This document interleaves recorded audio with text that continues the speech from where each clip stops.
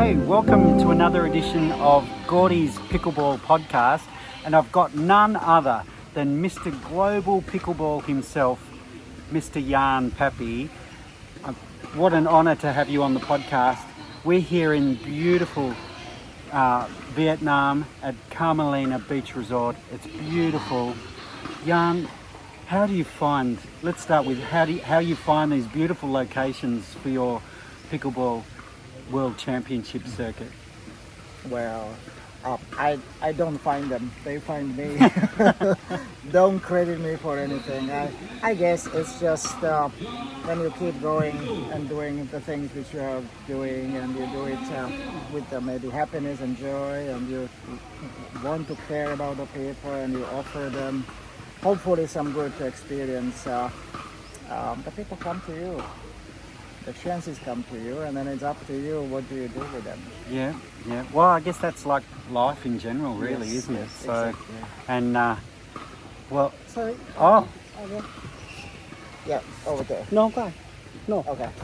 see, such is Jan's demand. He's getting score sheets right in the middle of our interview. He's here, there, and everywhere. And to be honest, I'm lucky to have him for 10 minutes, maybe 5 minutes, depending on how we go. It could be 15. Now, Jan, tell me about your pickleball journey, because you've now evolved into, Pickleball Global's evolved into a world platform. You offer tournaments all around the world. How did your journey start? When was your first game of pickleball? When did you first discover pickleball? Yeah, it was back in the US. You know, we moved from. I used to have a tennis store in Naples, in Florida, and we were growing. We moved to a new location from Naples to Bonita Springs. And the second day when we opened the store, somebody knocked at the door and said, "Hey, would you like to carry pickleball paddles?" Ah, And that was back in 2011 or so. I don't even remember.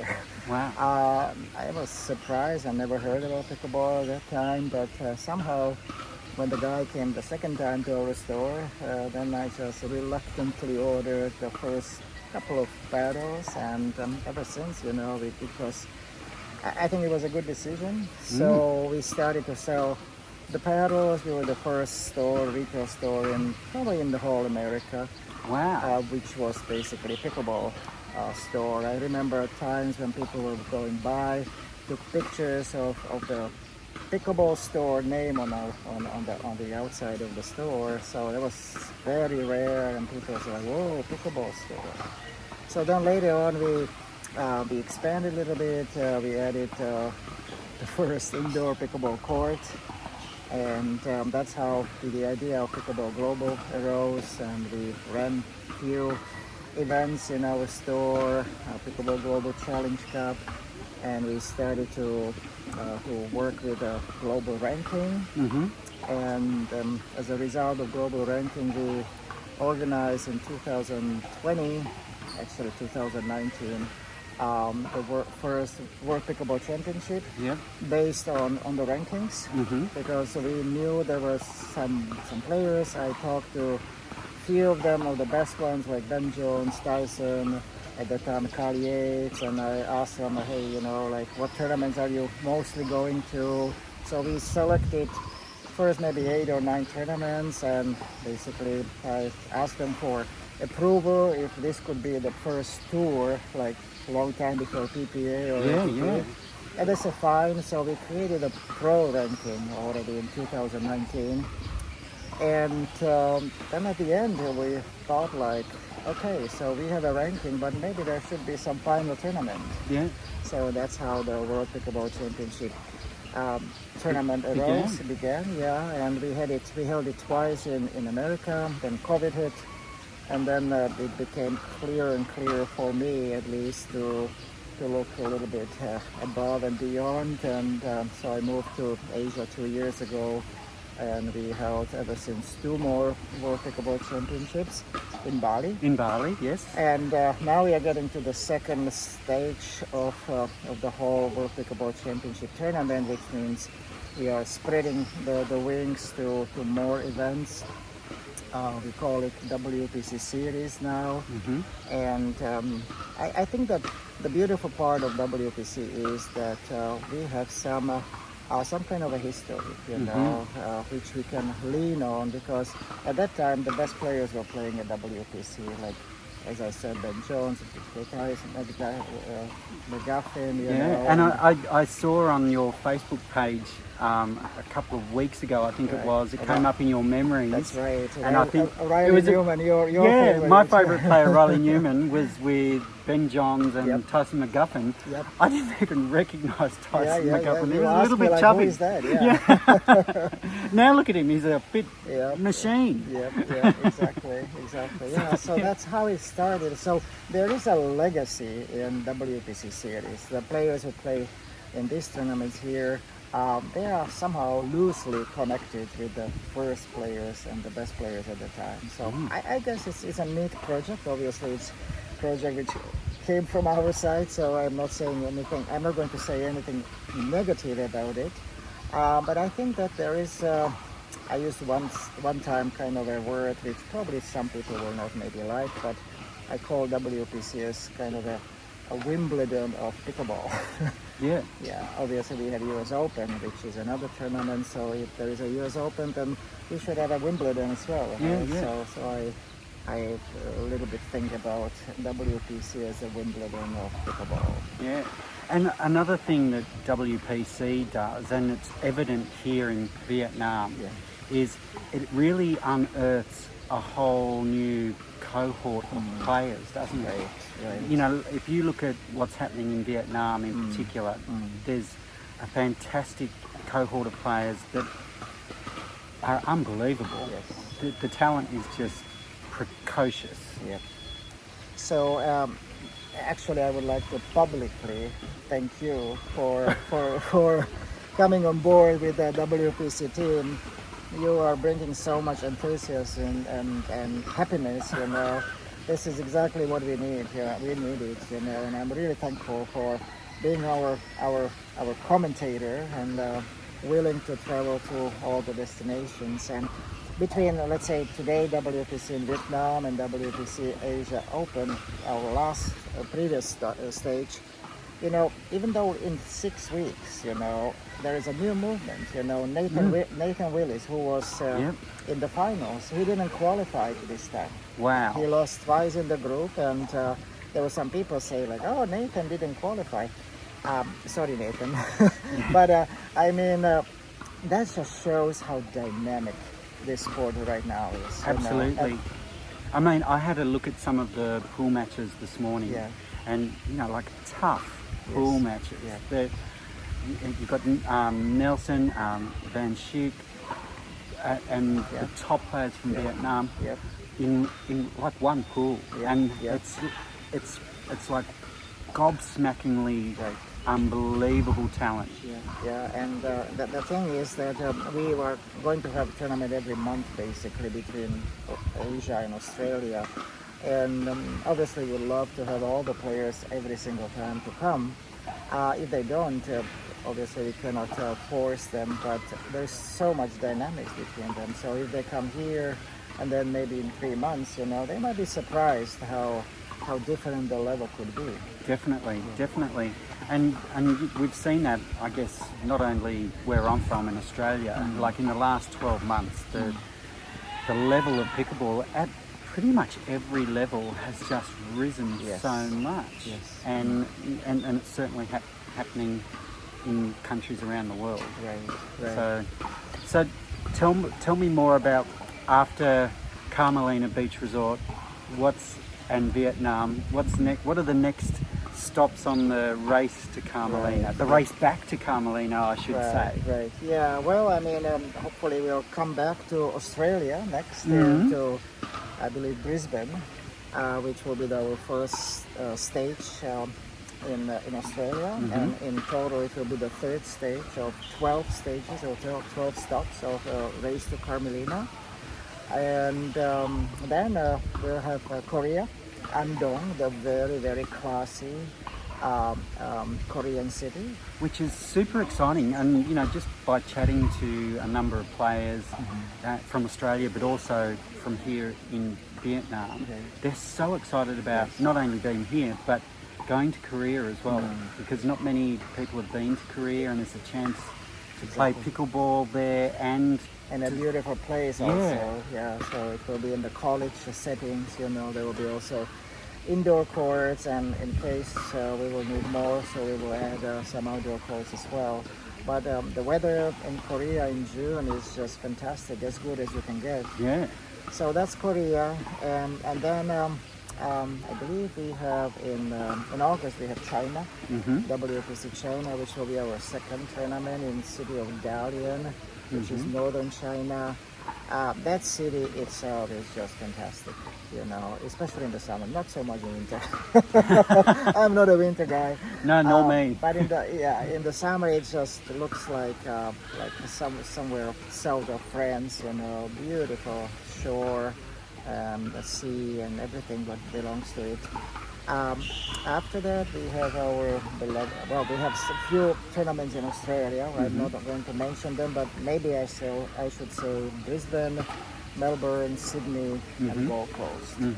So those are the 4 stops in Australia. And so after China, when we stay on the Asian continent, will be Bali, which I think maybe rightly so, but it's really a good spot and destination for Australians. They love to come to Bali, right? They do. Like I know so many people who, after last year and the year before's experience, I think there's going to be even more Australians going this year.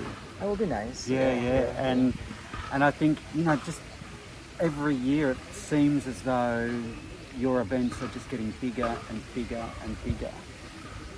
Which is really nice. Yeah. And I really appreciate the support of the players. And I'm not saying that I'm perfect, but I'm always trying, at least I can say publicly, to listen to the customers in this case. And I don't know, maybe they appreciate it. I hope they do. And not always we can deliver perfect solution for everyone, but at least to be ready to listen to them. I think that I'm looking at if I would be customer, what I would like others to do to me. So, not just a flash in the pan. Exactly. It's the long because term. there is so many variables between individual things, and if you are rigid, if you really don't want to move left, right, people will remember that, And I think that they will also remember when you are willing to walk with them the second mile. So let's hope, So after Bali, we will have India, WPC India, which I think will be huge. We are preparing some very nice surprise, which I'm still not able to talk much right now about. So you can't give me a scoop on the podcast? Yeah, that's right. Maybe just a little tease? No. It's October, so you need to wait. Okay, we can work on it. We can work on yarn. Yeah, eventually, yes. And then after that, I guess we have WPC Hong Kong, which will be in Discovery Bay, which is one of the nicest places in Hong Kong, right at the beach again.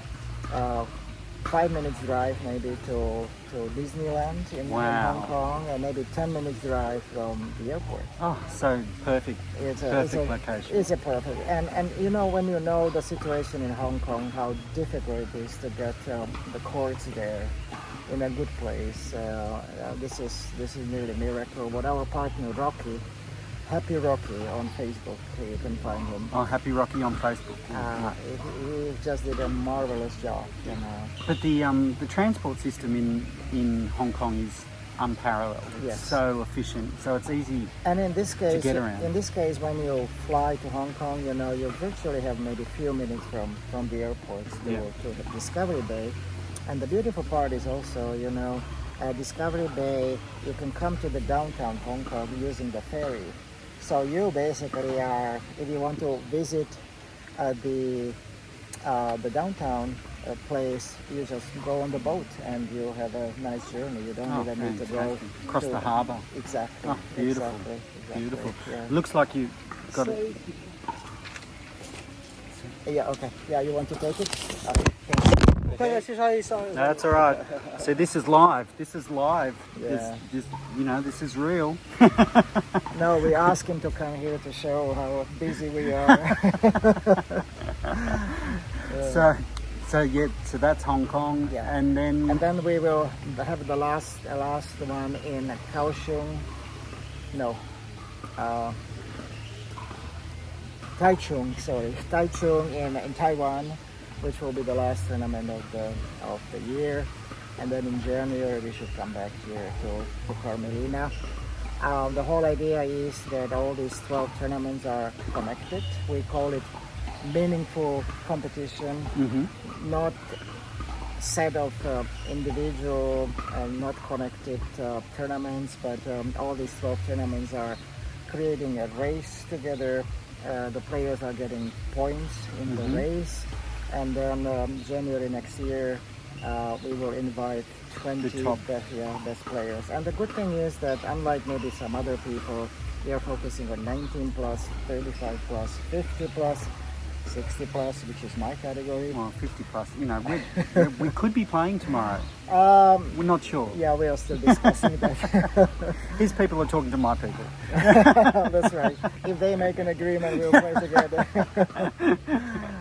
So that's the beauty part, because I think that the momentum of this sport is obviously, even in Asia or Australia, we need to have faces who will attract the masses, who will be the role models of the sport.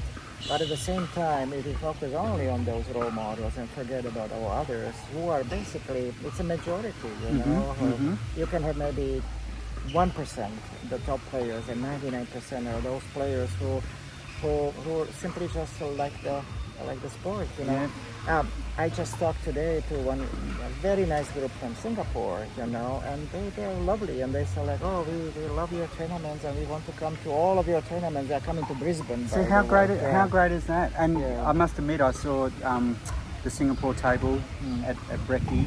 You got Penny Lee, Jack, and a few of the others, Elaine's here, I think, as well. So, like the Singapore crew, they're just amazing. And they are ready to travel. Some of them, they are in the age when they can travel more than others, So they are looking just for the reason, for justification for traveling. And if we do a good job for them, they will keep coming. And they are really good players on the top of that, So it's probably, I don't know if you know, but pickleball actually came to Asia through Singapore. So that was the first pickleball players in Asia, and from that part, it's somehow traditionally spread throughout. Yeah, and still Singapore is dominating in like 50 plus categories, and now they are trying to do also with the younger ones, but that is Michelle and Macy, they're handy players. Yeah, exactly. And Jill was doing well today, and Jeremy as well, and there are some other and players. Aaron and a few others. So Jan, if we could wrap up on one thing, what is it that really drives you to do what you do? Because you're an incredible inspiration to a lot of people, and you do so much for the sport. So what keeps you going? Well, I can tell you what doesn't motivate me. It's I'm not doing this for money, because there is not much money right now, at least. Whatever we receive on registration fees, we basically turn back to the players for the prize money. And obviously, if we have more sponsors, it would not hurt us, But I think I'm somehow blessed and maybe even lucky a little bit that I found myself in the spot of the history of the sport where I could be useful. Maybe 5 or 10 years from now, everything will be completely different. Maybe I will be forgotten for good. I don't think so. But I enjoy having the privilege to serve the people, and I really mean it, to serve people, not using it as a cliche, but it's a beautiful feeling, when you can create something valuable for the players, and then the players will come and maybe even want to take picture with you. So like, oh my word, why? This is crazy. But it just shows how people are willing to receive something new. That maybe is my biggest driving force. Yeah. Well, I get the feeling you're creating something that's going to last. It's going to be a legacy well into the future. And I'm not sure about that. But well, don't be so sure. Okay. And one thing that will never be forgotten is your name in pickleball, that's for sure. So I'm really grateful for the time that you've given me today, and best of luck for the rest of the tournament, and I hope we get to play together, if not here, yeah, soon. someday. Thanks, Jan. Thank you, Gordon. Thank you. Appreciate it.